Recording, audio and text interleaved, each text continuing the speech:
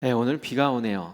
비 오는 중에도 이렇게 새벽에 나와서 함께 기도하시는 우리 성도님들께 하나님의 은혜가 함께 하시기를 바랍니다.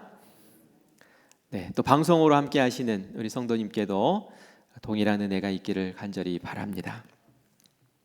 오늘은 이제 세 번째 말씀입니다. 예수님이 하신 말씀만 우리가 딱 골라서 보면은 아주 짧아요. 어머니 마리아에게 예수님이 이렇게 말씀하세요. 여자여 보소서 아들이니이다. 그리고 요한에게 말씀하십니다. 보라 어머니라. 이게 오늘 예수님이 이제 세 번째 하셨던 말씀이죠. 굉장히 짧은 말씀이에요. 그런데 이 말씀 가운데 오늘 우리가 제목으로 잡은 가족됨의 십자가, 예수님 십자가 지심으로 우리에게 가족됨의 십자가를 보여주시고 또 지라하시는 그런 음성을 우리가 듣게 됩니다. 여러분, 부모님들이 계시잖아요. 이미 이제 돌아가신 분도 계시겠지만 부모님의 어떤 모습을 볼 때 마음에 애잔한 마음이 드십니까? 저도 양가 부모님들이 다 살아 계십니다. 그래서 뭐 새벽마다 기도하고 하는데 때로 이렇게 만나서 이렇게 보게 되면은 마음에 애잔한 마음이 들 때가 있어요. 성성한 하얀 머리카락, 또 손등에 잡힌 주름들, 또 가늘어진 팔, 다리, 이런 것들, 이렇게 육신의 변화를 보게 되면은 마음이 짠한 게 이렇게 느껴질 때가 있어요. 예수님이 십자가에서 극심한 고통을 겪으시면서, 그러면서도 십자가 아래에서 어머니를 이렇게 서 있는 어머니를 바라보면서 그 마음이 어땠을까요? 또 어머니의 마음은 어땠을까요? 우리가 자식을 키워봐서 알잖아요. 자녀가 조금이라도 막 열나고 어디 아프고 하면은 부모의 마음이 편치가 않죠. 막 안절부절하고 그렇죠. 그런데 지금 엄마 마리아가 예수님을 바라볼 때는 어떤 마음이겠습니까? 정말 마음이 찢어지죠. 아들이 지금 나무 위에 달려서 몸은 갈갈이 찢어져서 피를 흘리면서 고통 가운데서 신음하고, 그죠? 그 모습을 볼 때 그 어머니의 마음은 아마 피눈물을 흘리면서 거기 서 있었을 거예요. 그리고 그 모습을 지켜보는 아들의 마음은 또 얼마나 애잔했겠습니까? 예수님에게 마리아는 특별한 어머니셨어요. 오늘 말씀 가운데 여자여 보소서 아들이니이다 하니까 예수님 기분 나쁘신가? 엄마한테 어떻게 여자여 이렇게 얘기를 하나? 라고 우리가 오해할 수 있는데, 여기서 사용된 여자여라는 표현은 극존칭이라고 그래요. 극존칭. 아주 존중해서 이제 부르는 말입니다. 그런데 우리가 이거 여자여에서 뭐 깔보고 하는 말이라고 생각하시면 안 돼요. 예수님이 지금 마리아 어머니를 보면서 cực 존칭을 하면서 그렇게 높여서 이야기를 하는 겁니다. 예수님에게 어머니 마리아는 좀 특별했어요. 자기를 출산할 때부터 특별했죠. 결혼하기 전에 아기를 낳았잖아요. 천사가 전하는 말에 그저 순종했는데 네가 아들을 잉태할 것이고 아들을 낳을 것이고 이름을 예수라 하라 했을 때에 그 말에 순종하는 것은 죽음을 각오한 순종이었죠. 결혼하지 않은 사람이 아기를 낳다니 그건 돌 맞아 죽어도 할 말이 없는 그런 상황이었죠. 하지만 그것을 각오하고 낳은 아들이 바로 지금 이 예수라는 얘기죠. 예수님이 10대일 때 아버지인 요셉이 돌아가셨어요. 소년 가장이 됐습니다. 예수님이 그때부터 가정을 이끌어 나가는 책임을 짊어진 막중한 그런 역할을 감당해야 했지만, 그래도 누구보다 무거운 짐을 진 사람은 그 어머니였을 거예요.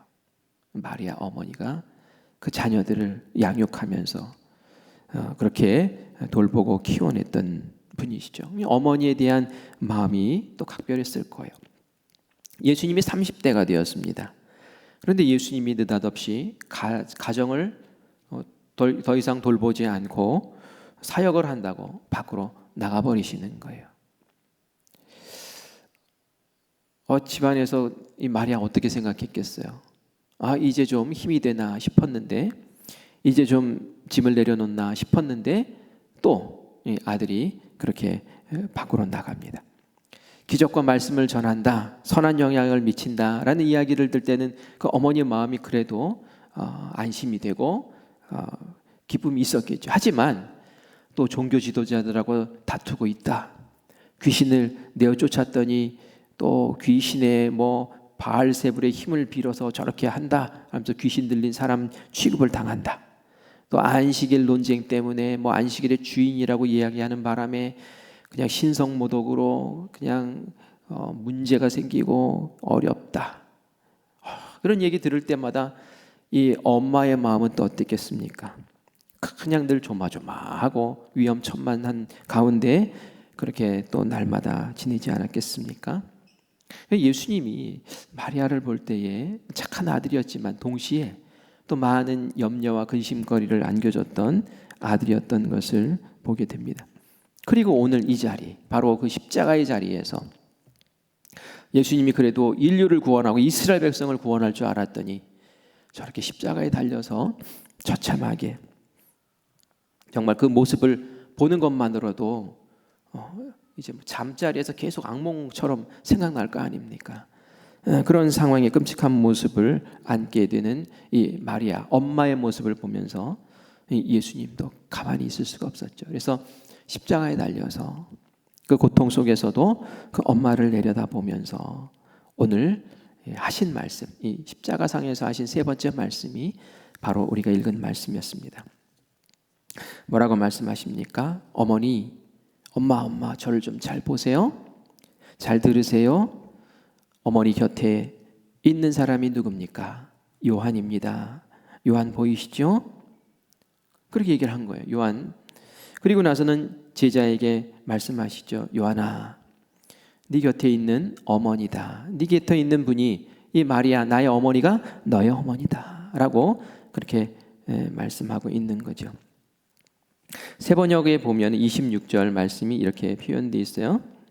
어머니에게 말합니다. 여자여, 이 사람이, 바로 이제 요한을 얘기하는 거예요. 이 사람이 어머니의 아들입니다. 이렇게 얘기를 하고, 요한에게는 바로 네 옆에 있는 이분이 너의 어머니시다. 서로 관계를 형성해 주는 것을 보게 돼요. 그게 예수님의 말씀이었어요. 요한이 마리아 모르겠습니까? 알지요. 아는데 왜 그렇게 표현을 합니까? 예수님의 어머니 마리아가 아니라 이젠 너의 어머니야 라고 그렇게 관계 설정을 새롭게 해주기 위한 거였어요. 근데 우리 좀 이상하지 않습니까? 좀 이상해요. 왜냐하면은 예수님에게 사실은 4명의 형제가 있었고요, 예수님에게 같은 피를 나눈 또 누이들도 있었어요. 동생들도 있었단 말이에요. 여동생들도.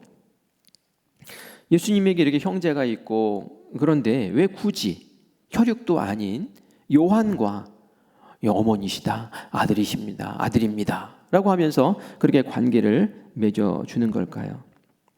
요한이 특별히 사랑이 많은 제자였던 것들은 분명해요. 왜냐하면 예수님의 그 십자가 앞에 와 있는 제자는 유일하게 이 요한이었어요. 다른 제자들 그 자리에 없었어요. 요한이 물론 처음에는 도망을 갔죠. 하지만 생각해 보니까 이건 내가 도망갈 자리가 아닌 거예요. 그래서 지금 십자가 밑에 와 있었고, 오늘 성경 말씀에 나온 여인들 몇이 그곳에서 예수님의 그 십자가의 자리를 지키고 있었던 거예요. 요한이 참 사랑이 많은 사람입니다. 처음에는 이렇게 사랑 많은 사람이 아니었어요. 사마리아 사람들이 예수님에게 우호적인 태도를 보이지 않자 불을 내려가지고 다 태워버렸으면 좋겠다고 막 그러면서 소리를 지르고 혈기를 부렸던 사람이 이 요한이었어요. 그런데 예수님이 특별히 사랑하는 제자라고 그렇게 호칭을 하시면서 이 요한 사랑 많은 것을 칭찬하시는데, 요한이 요한 1서, 2서, 3서 쓴 걸 보면은 사랑에 대한 얘기로 가득 채워져 있어요. 그렇게 사랑의 사람으로 변화되어 있는 것을 보죠. 예수님이 요한이 이렇게 사랑이 많으니까 엄마를 그렇게 맡긴 건가? 라고 그렇게 생각도 할 수도 있는데, 예수님은 원래부터 가족 관계에 대한 개념이 우리와는 좀 달랐던 것을 알게 됩니다. 이전에 예수님께서 마가복음 3장 31절에서 35절에 보면은 이런 내용을 이야기하고 있어요. 예수님 처음 사역을 이제 시작하셨어요. 이거 얼마 되지 않았어요.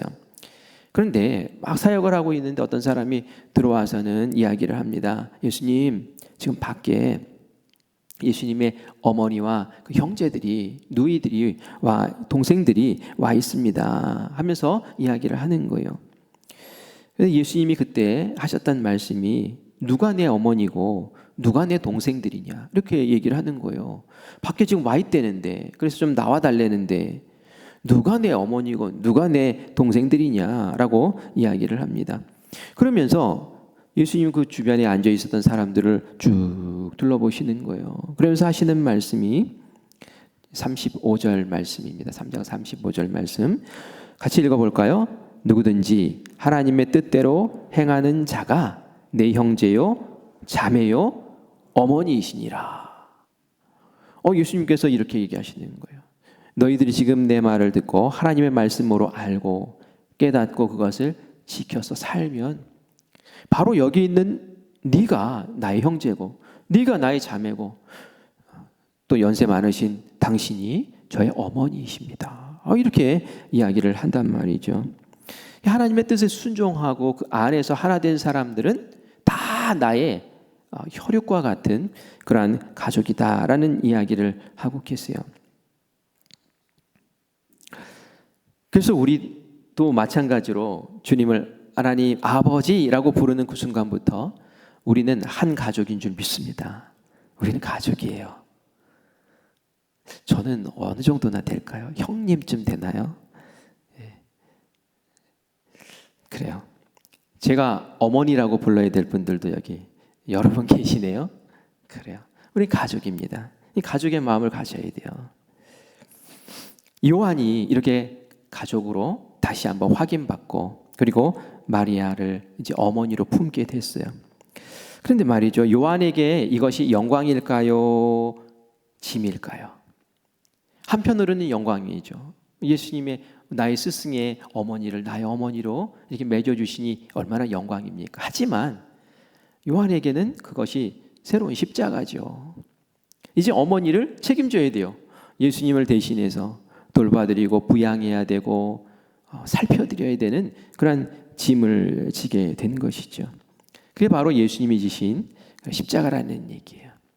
예수님이 우리 십자가에 달려 죽으심으로 우리 모두를 가족으로 품는 그러한 짐을 지신 줄 믿습니다. 그리고 이 요한도 그 십자가 아래서 마리아를 어머니로 또 짊어지는 그런 짐을 지게 된 거죠. 영광이면서도 사실 부담이었을 거라는 생각을 해요. 그런데 이 요한이 그 십자가를 짐으로 말미암아 다른 제자들은 다 순교의 자리에 갔지만 이 요한만은 90세까지 그렇게 사는 것을 90세가 넘도록 사는 것을 보게 돼요. 물론 반모섬에 유배를 간 적도 있지만 참 오래오래 살았어요. 어머니 마리아를 부양하기 위해서 그랬던 거죠. 그리고 또 어머니를 장례하는 장례식까지도 잘 치러드렸던 것 같아요. 요한이 핍박을 피해서 에베소라는 지역으로 가게 됐는데 그곳에 가면은 마리아를 모셨던 그 집터도 있고요. 그리고 또 마리아의 무덤도 그곳에 있다고 합니다. 순교의 자리에 서지는 않았지만 사실 모진 핍박도 견디고 또 마리아 어머니를 또 모시고 그렇게 그 어려운 날들을 힘껏 살아냈던 것, 이것도 순교 못지않은 하나님 앞에서의 상이 있을 줄 믿습니다. 그게 바로 또 이 요한이 졌던 그 십자가였다라는 거예요. 우리도 마찬가지로 그 십자가를 지게 된 줄 믿습니다. 사실 우리의 그 핏줄, 우리의 가족만 돌보고 살피고 이끌기에도 사실 버겁잖아요. 그죠?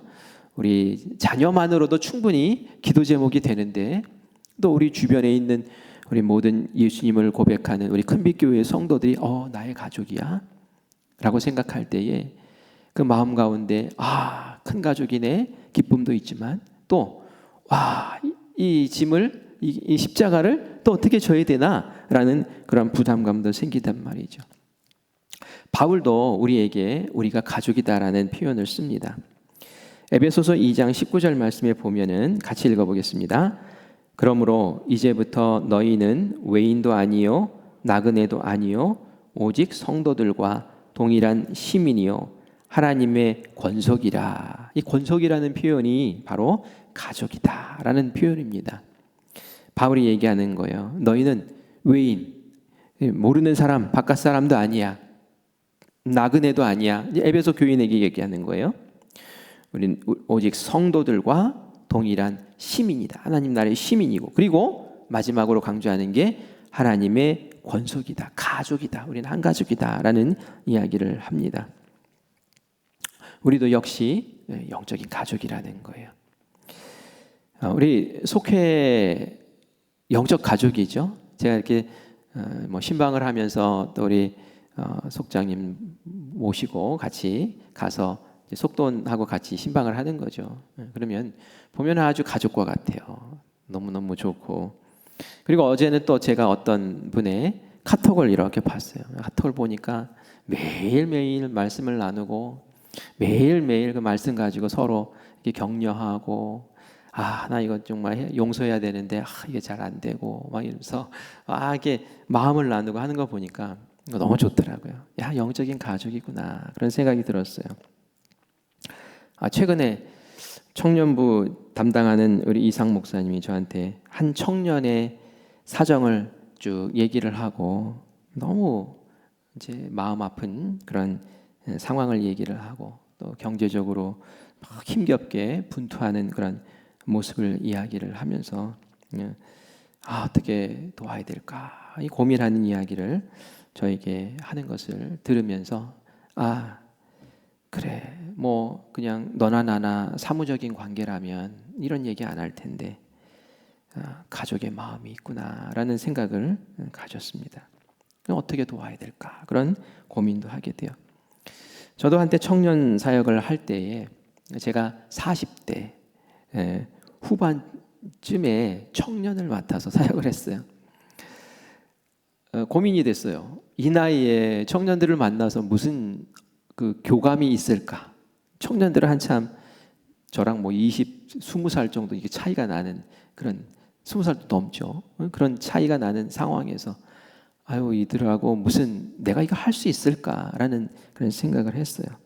그런데 사역을 하다가 보니까 나중에 청년들 가운데 저를 아버지라고 부르는 청년들이 생겨나기 시작하더라고요. 아빠처럼 이제 느껴졌던 것 같아요. 그래서 자기의 고민들도 많이 하고 가정의 형편들도 많이 이야기하고 저도 때로는 이제 주머니를 털어서 학비를 지원해 주기도 하고 또 가정에 어려운 일들이 있을 때 또 도와주기도 하고 아빠의 마음으로 정말 아빠의 마음으로 그렇게 했던 기억이 나요.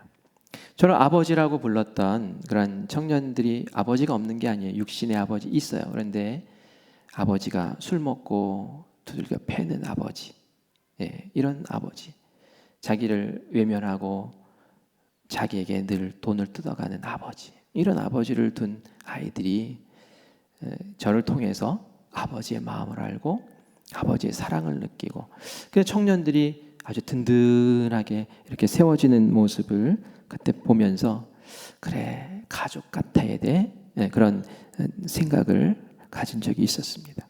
가족이 뭡니까? 좋을 때 하하하하 하는 거 그건 누구나 할 수 있는 거예요. 가족이 뭡니까? 아플 때 끌어안아주고, 그죠? 또 잘못하면 품어주고, 그죠? 또 어려운 일 저질렀으면 내가 대신 가서 막아주고, 때로는 경찰서에 가서 내가 대신 무릎 꿇고 내가 잘못 키워서 이렇습니다 라고 펑펑 눈물 흘리면서 그렇게 끌어주는 게 아버지고 그 가족의 모습 아닙니까? 사랑해야 합니다. 십자가를 같이 져줘야 됩니다. 그게 진짜 가족이고 우리가 져야 할 십자가인 줄 믿습니다. 요즘 우크라이나가 막 전쟁을 하고 있는데 또 어느 지역에는 뭐 가스 그 화학 뭐 무기가 사용된 것 같다고 그러면서 그 지역에는 한 10,000명 정도가 그냥 삽시간에 죽어버리는 일이 벌어졌다고 뉴스에 나오는 것을 봤어요. 어떤 프로그램인지 모르겠으나 우크라이나에서 폴란드 국경까지 이렇게 어떤 여인이 이렇게 나오더라고요. 한국 남자가 애인이에요. 연인 사이예요. 결혼은 안 했지만 연인을 만나기 위해서 한국에서도 전쟁이 났다고 하니까 그 폴란드 국경까지 우크라이나와 경계까지 가서 거기서 애타게 자기 여자친구를 기다립니다. 이 여자친구가 저 멀리서 나와요. 서로 부둥켜 안고 딱 하루를 같이 이제 지내요. 그러면서 그 남자친구가 설득을 합니다. 우리 약혼이라도 하고 가자. 우리 결혼하자. 너 한국 가자. 너 여기 있으면 위험해. 하면서 막 설득을 하는데 갔을까요? 안 갔을까요? 하룻밤을 새면서 이야기를 했겠죠. 그 다음날 둘이 또 헤어지는 거예요. 왜요? 그 우크라이나 여인이 그런 얘기를 해요. 저 안에는 나의 가족이 있다고. 나의 가족이 있는데 어떻게 나 혼자 살겠다고 그걸 떠날 수 있냐고. 내 엄마가 그곳에 있고 나의 아빠가 그 나라를 지키고 있는데 내가 어떻게 가족을 떠나냐고. 그러면서 다시 발걸음을 돌려서 다시 우크라이나 그 위험한 전쟁터로 떠나는 그런 모습을 보면서 맞아. 저게 가족이지. 나 혼자 어떻게 살아보겠다고 하는 것이 아니라 같이 짐을 지고 같이 십자가를 지는 게 진짜 가족이지 라는 그런 마음을 가졌습니다. 여러분, 우리는 가족입니다. 우리 같이 따라해 봅시다. 우리는 가족입니다.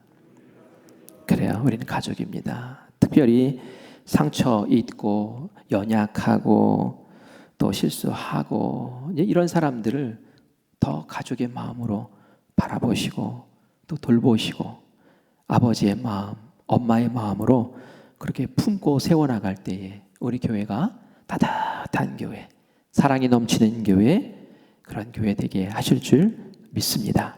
우리 오늘 그런 마음으로 사시기를 간절히 축원합니다.